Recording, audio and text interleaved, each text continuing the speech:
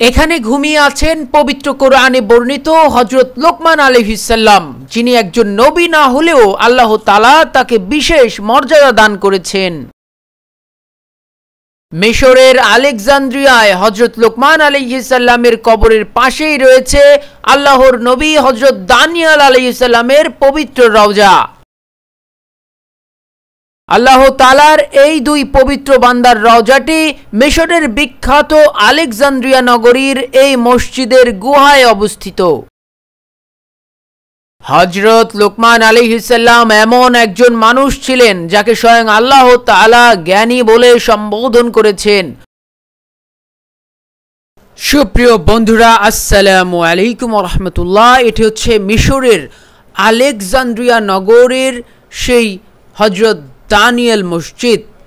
এখানেই এই দানিয়েল মসজিদের ভেতরেই হযরত দানিয়েল আলাইহিস সালাম এবং কোরআনে বর্ণিত হযরত লোকমান হাকিমের পবিত্র কবর দুটি রয়েছে। এই যে গেটটি দেখতে পাচ্ছেন, দরজাটি, সামনের দরজাটি, আমরা নিশ্চয়ই সেটি দেখব।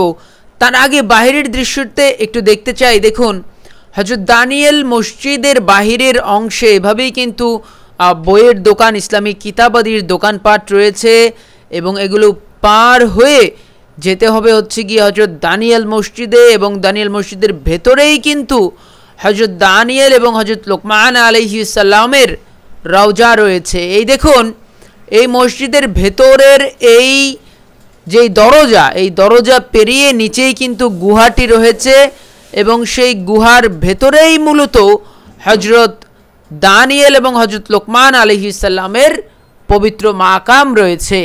বন্ধুরা, আপনারা যে যেখান থেকে দেখছেন অবশ্যই কমেন্ট করে জানাবেন।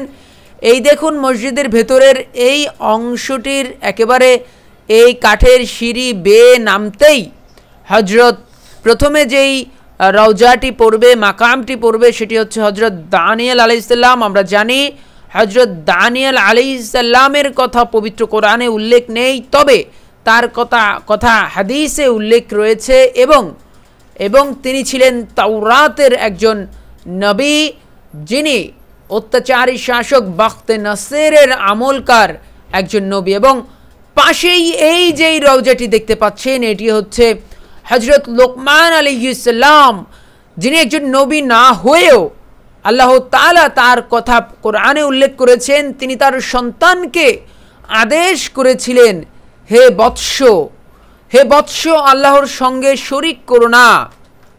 নিশ্চয়ই আল্লাহর সঙ্গে শরীক করা মহা অন্যায়।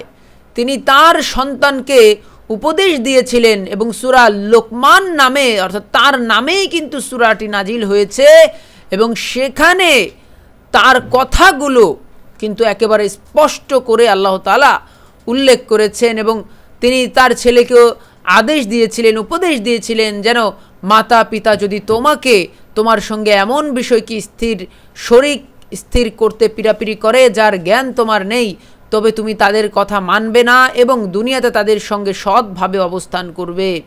তিনি তার ছেলেকে একটা অপরাধের কথা নিষেধ করেছিলেন যে, হে বৎস, কোনো বিষয়ে যদি সরিষার দানা পরিমাণও হয়, অতঃপর তা যদি থাকে প্রস্তর গর্ভে অথবা আকাশে অথবা ভূগর্ভে, তবে আল্লাহ তাও উপস্থিত করবেন। নিশ্চয়ই আল্লাহ গোপন ভেদ জানেন, সব কিছুর খবর রাখেন।